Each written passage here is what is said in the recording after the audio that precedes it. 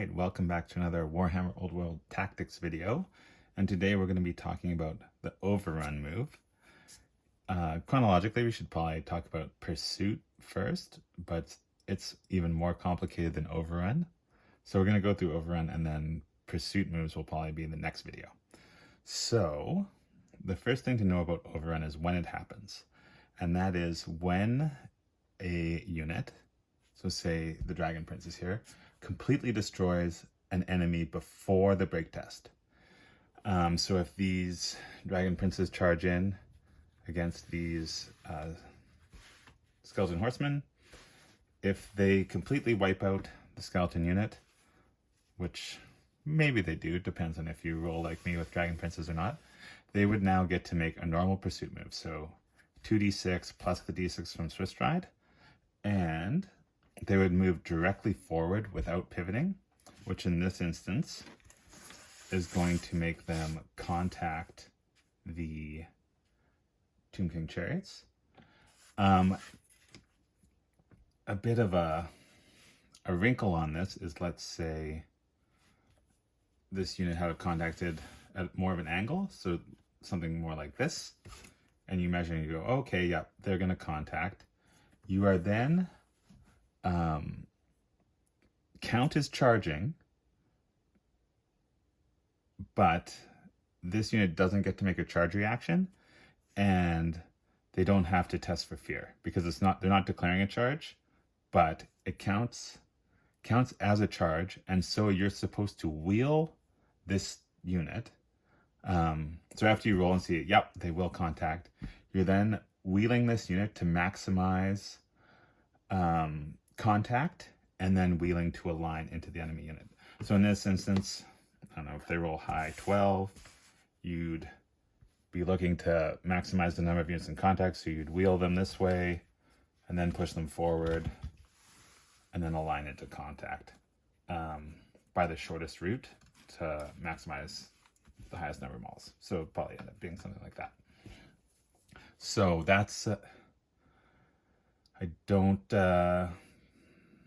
don't know if too many people know that rule, that it counts, you count as charging and you wheel to maximize, rather than just going straight forward without pivoting like the rules tell you to do initially.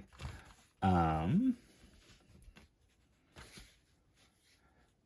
in this instance, with these Skeleton Horsemen, also a thing to remember is that they have to destroy the unit before the break test. So in this instance, against skeletons, if the Dragon Princes kill them down to one skeleton left, they haven't killed the unit, so they're not going to get to Overrun. Then the last skeleton dies to a Demonic Instability, not sure what it's called.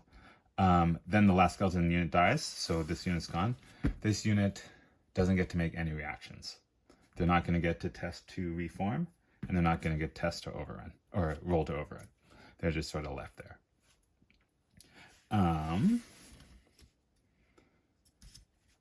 Another example.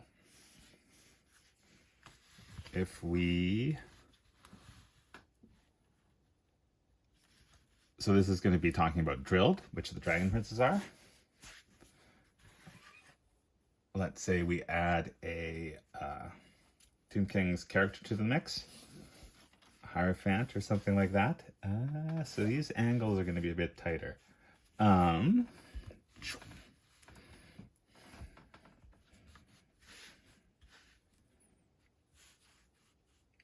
looks about right. Okay, so yeah, we can put these guys forward. So same thing, the Dragon Princes have charged in, killed off the Tomb King skeletons. They're now making their move, but if the High Elf player is more interested in killing off the Mortuary Priest, maybe it's the Hierophant and he wants the army to crumble, the High Elf player, we'll just nudge this over a little bit. In this case, they measure, they're going to contact the chariot unit, in which case they'll have to wheel and align. They can use drilled because the FAQ clarified that you can use drilled before any time you move, and a overrun move is a move. And I should have clarified that an overrun move makes a normal pursuit move. So it's a pursuit move, and there's rules that will trigger off pursuit move. So the high elf player in this instance is going to use drilled to decrease his frontage, and put one model into the rear rank. And now, if I've nudged this slightly enough, they're now not going to contact the chariot unit, and they're going to move directly forward if they roll high enough on their pursuit move, and contact the mortuary priest. I should really learn the names of these units. But there's another rule, and that is evade.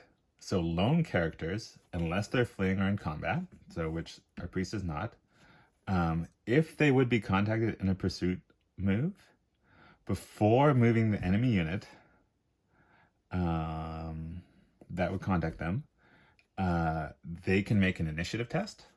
And if they pass, so if they roll equal or lower to their initiative, they can then move their movement. And the only restriction is they cannot end that move closer to an enemy unit. So, in this instance, if they pass their initiative test, they could then move their 8 inches back here, or over, wherever, to get out of the charge of the overrun move. I don't think that that's been in the previous edition, and it does make characters more survivable. All right.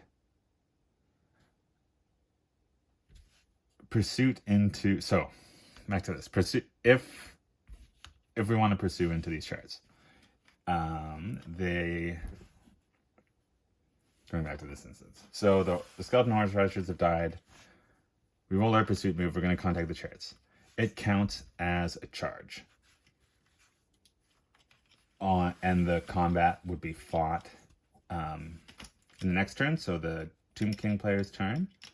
But the Dragon Princes would count as charging, so they get to use their lances. So that's pursuit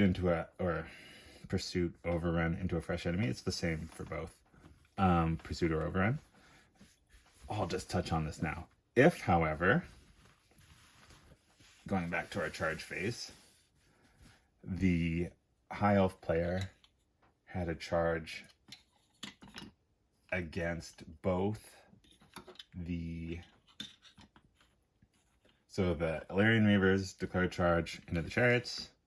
They're in. They maximize. And the Dragon Princes charge into the Skeleton Horse Archers. The High Elf player gets to pick the order of combat.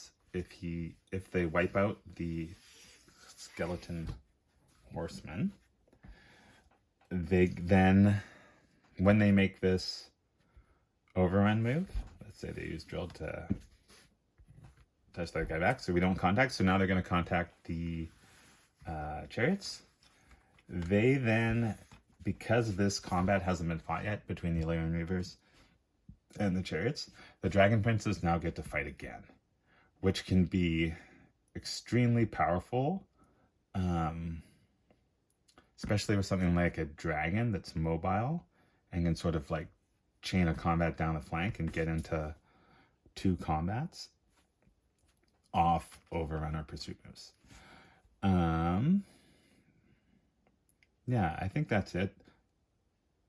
Big things, I guess, to remember are wheeling during your overrun or pursuit move if you're going to contact, using drilled to either expand or that would have been the other example.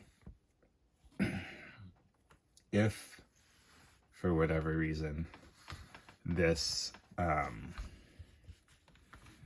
Dragon Prince unit charges the the Skeleton Archers, and they're gonna miss their, after they kill off the Skeleton Archers. Yeah. they're going to miss their overrun.